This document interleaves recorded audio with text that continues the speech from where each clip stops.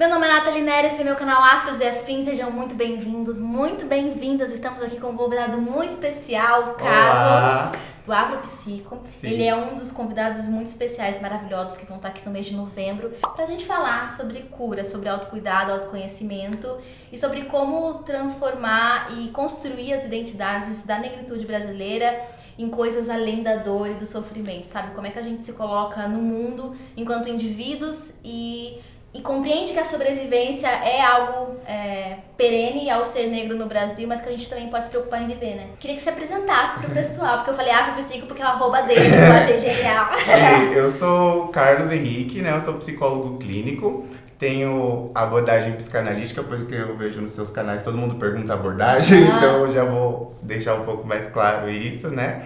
Eu sou de Santo André e eu realizo atendimento enquanto psicólogo clínico em Santo André e no Tatuapé, na Zona Leste. E é interessante lá no Tatuapé porque a gente vê muito essa questão de que o Tatuapé é meio que o centro ali da Zona Leste, então a gente atende pessoas que moram mais próximos e ao mesmo tempo a gente atende no pessoal lá do fundão, lá do extremo leste. Tenho uma empresa com 2 sócios, né, que é o Antônio e a Flávia, que se chama Psicoaching Brasil.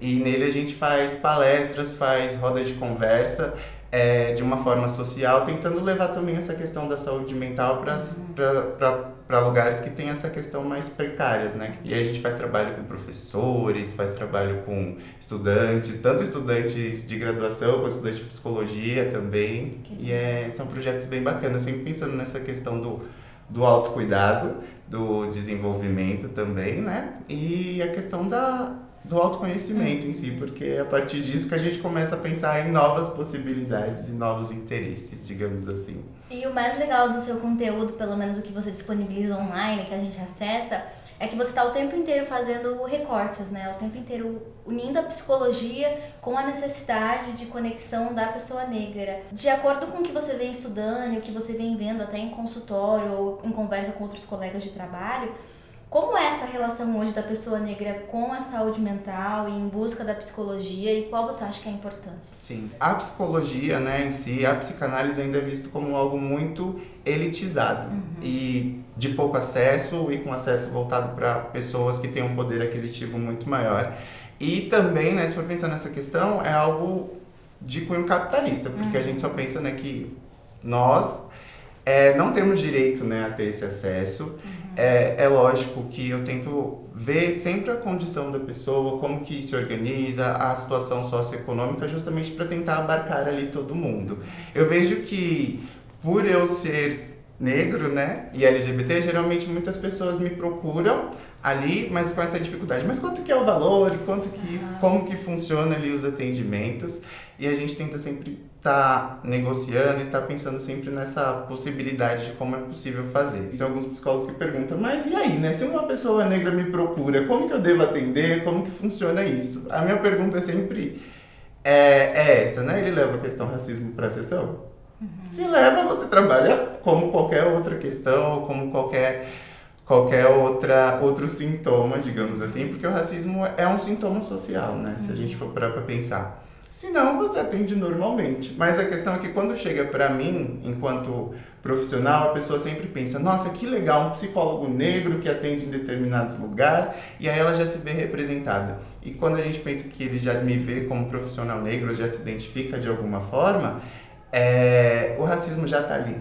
E aí a gente também já entende que existe uma questão a ser trabalhada a partir disso. Né? E qual é a importância que você vê disso, de pessoas negras buscando, a despeito do medo do acesso, da dificuldade financeira, sabe? Quando acontece, quais são os resultados e o que a gente consegue trabalhar que não poderia trabalhar fora do ambiente da terapia? A gente tenta sempre abordar essa questão do autoconhecimento e do autocuidado, porque fora do setting, né, como que essa pessoa se organiza? O setting que a gente fala, né, só para dar uma esclarecida, é o setting terapêutico, né, que é o ambiente onde acontece a sessão. Porque a gente pensa no autoconhecimento e no autocuidado, porque a partir do momento em que a pessoa se autoconhece, ela se entende um pouco melhor, ela começa a pensar em métodos e começa a pensar em possibilidades durante o cotidiano ali para lidar com aquilo.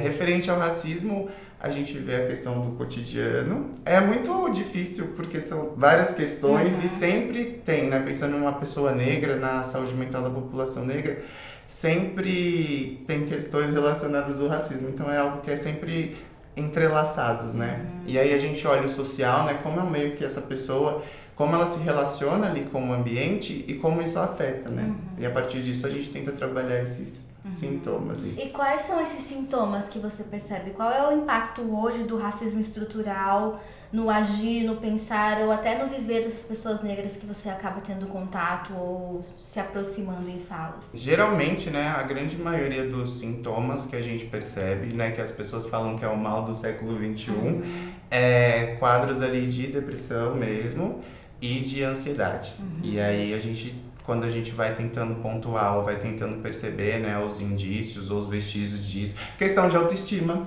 também, porque tem toda a situação do se autoconhecer, de entender, de se conhecer enquanto pessoa negra e o quanto que isso afeta diretamente o indivíduo, o sujeito ali em si. E a gente for parar para pensar, né, hoje em dia fala, mas a depressão é algo do cotidiano, é o mal do século XXI, mas quando os navios negreiros chegaram no Brasil, a gente vê alguns relatos em livros que era chamado banzo, não sei se você já ouviu falar, né? Tal pessoa morreu de banzo ou comeu terra por conta do banzo ali.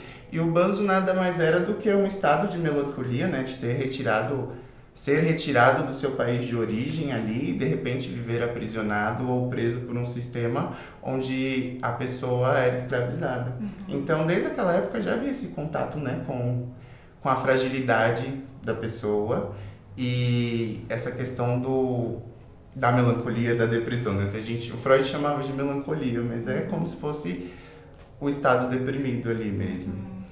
E a gente nasce, né, muito provavelmente você já deve ter ouvido falar também essa questão, né? Não, porque você é preto, você tem que ser bom 2 vezes, você tem que ser melhor do que o branco, você tem que estudar muito porque o seu papel ali, a sua possibilidade de ser alguém melhor ou de ser um ótimo profissional ou ser reconhecido por isso é muito menor. Então aí a gente pensa na questão da autoestima, que isso já vem atravessando de muito tempo, né? Desde lá atrás também. Mas aí geralmente são esses casos ali, a gente vê essa questão da falta de confiança, a questão da ansiedade, a questão da depressão e de como lida, né, com essas questões.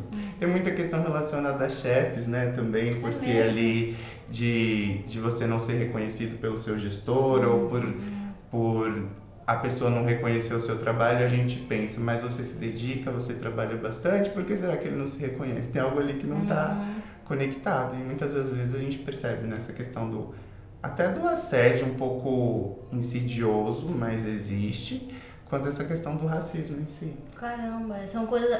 Isso especificamente é algo que eu não imaginava, mas faz todo sentido, né?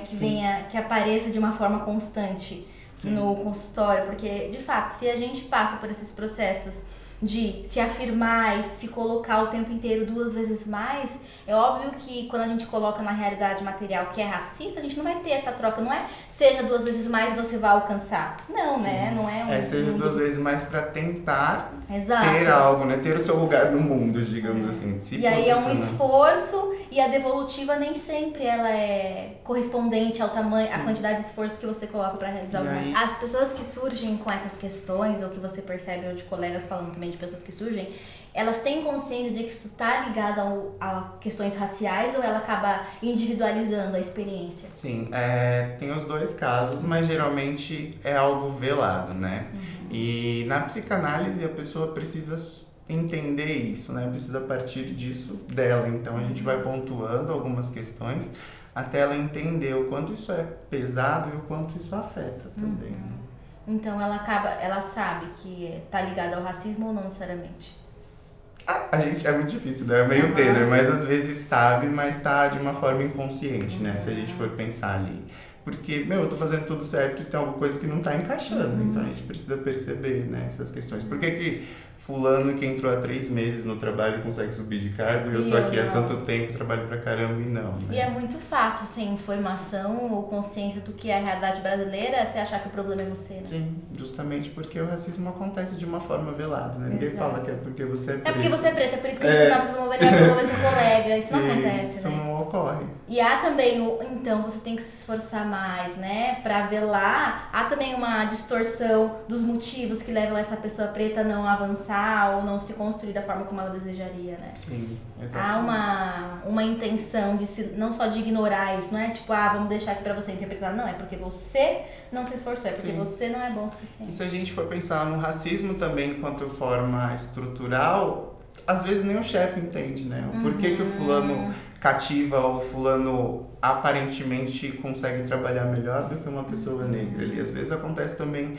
de uma forma inconsciente até para o próprio gestor. O que você mais vê pensando nisso? Numa sociedade capitalista, numa sociedade racista, qual você vê hoje que é o maior sintoma do racismo nas pessoas que você acessa, obviamente muito geolocalizado? A questão da autoestima, né? Autoestima. Se a gente for pensar nessa questão até da transição como algo comercial, e aí eu vejo muitas pessoas também pensando nessa questão da transição capilar e como que isso afeta, né? Porque a amiga também conseguiu e eu não consigo ainda me aceitar e me enxergar enquanto pessoa preta que quer, né, passar por essa transição. É a questão da autoestima até nessa questão do trabalho, porque você não se sente confiante ali, né? Você precisa sempre de uma afirmação do outro e quando essa afirmação não chega, você entra em sofrimento. Qual é a importância hoje que você vê, tendo em vista que está tudo em torno da falta de confiança em si mesmo, do não compreender as estruturas e como elas interferem na forma como a pessoa negra se enxerga? Como o autocuidado se relaciona com tudo isso? Quando a gente pensa em autocuidado, né, a gente pensa nessa questão do autoconhecimento. Vamos colocar o exemplo que a gente usou do trabalho, né, que eu acho que está mais fácil para elucidar. Até a pessoa perceber que esse processo ocorre de uma forma inconsciente, né? Então, até a pessoa perceber que não é uma questão só dela, mas ela está sendo afetada por isso, é difícil, né, esse processo. Então, o autocuidado tem a ver com que você se perceber, né, o seu papel que você tem no mundo ali, você pensar nesse desenvolvimento. A gente consegue perceber coisas que no cotidiano a gente não consegue captar ali, digamos assim. Porque o inconsciente às vezes age de uma forma tão silenciosa e tão não muito visível que aí no processo de terapia, no processo de análise, a gente acaba conseguindo ter mais essa percepção. Eu estava indo trabalhar, quando eu cheguei no consultório, né, para atender o primeiro paciente, 8 horas da manhã, na hora que eu peguei a chave, era a chave da minha casa e não a chave do consultório que eu peguei. E quando eu cheguei em casa, em vez de pegar a chave da minha casa para abrir a porta, eu peguei a chave do consultório. E aí eu percebi também, eu falei, caramba, né? Como que o inconsciente age ali? Ao mesmo tempo que eu estou cansado, que eu preciso descansar um pouco, né? No sentido de pegar uns dias e relaxar e repousar, quando eu entro no trabalho, eu permaneço ali naquele lugar. Eu não consigo sair, digamos assim, porque no trabalho, né, se for pensar na questão das chaves, também é o lar. E aí o lar é onde a gente se sente bem. Eu acho que é importante falar também que o autocuidado é muito de se ouvir. Porque, se for pensar, né, eu acho que tudo muito gira em torno da situação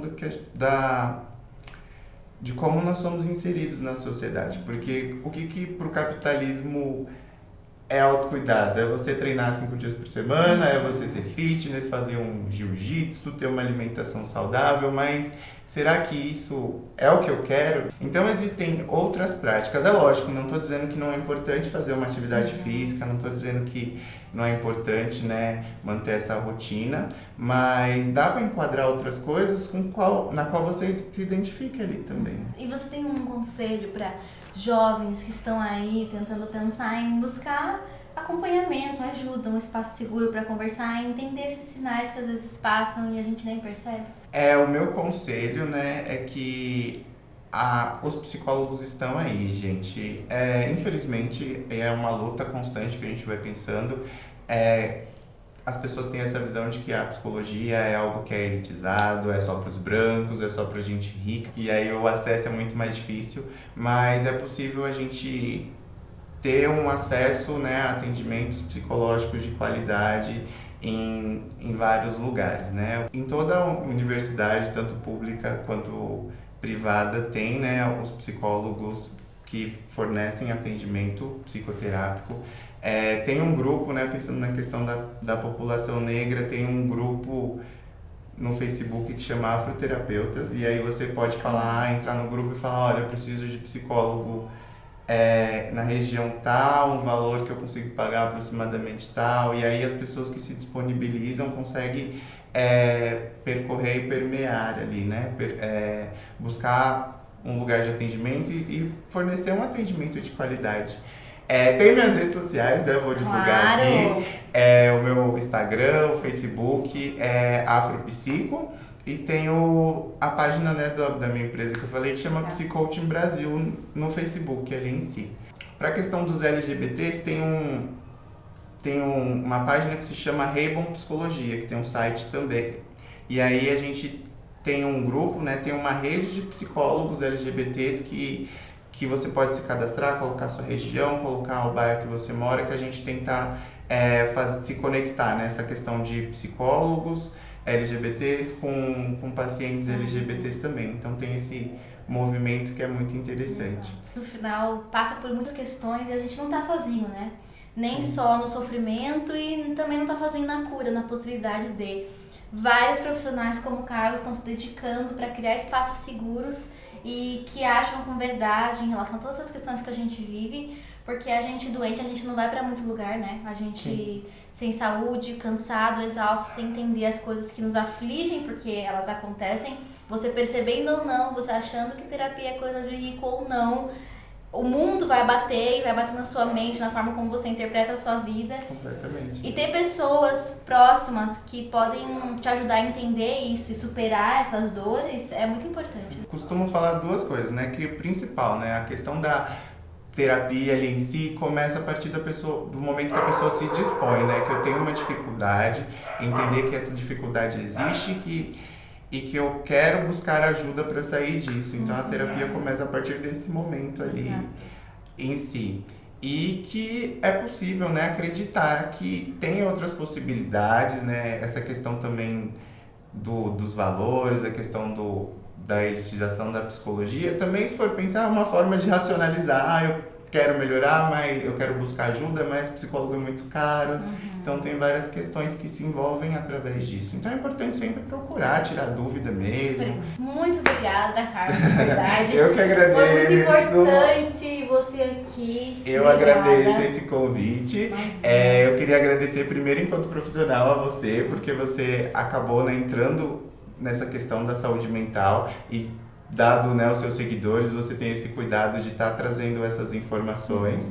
E eu queria agradecer também enquanto seguidor, né, porque eu estou muito feliz em te conhecer, foi uma experiência maravilhosa. Que bom. E acho que é isso. Muito obrigada, de verdade. A sua existência é fundamental e que bom que você está aqui. Porque é isso, às vezes a gente fala das nossas experiências enquanto paciente, né? E ela é a minha experiência, e eu fiz um vídeo sobre a minha experiência com a psicoterapia e tal, mas é isso, você vê pessoas como eu com histórias parecidas ou diferentes todo dia, né? Sim. Saúde, cura é muito importante, é o que a gente vai falar durante todo o mês de novembro. Deixa aqui nos comentários se você já teve experiências com a psicoterapia, como é que anda, se você tem vontade, quais são os limites que você se impõe. E aqui, né, é só ir no Afropsico, perguntar lá na DM o que eu posso fazer com esses medos que eu tenho, como que eu posso te encontrar. Se inscreve no canal Afros e Afins, deixa um super like nesse vídeo, manda aí pra galera que você sabe que precisa dele, né? E é isso. É isso, gente. Também fico à disposição, segue lá se quiser tirar suas dúvidas. E é isso. Um grande beijo, até o próximo vídeo. Até, tchau, tchau.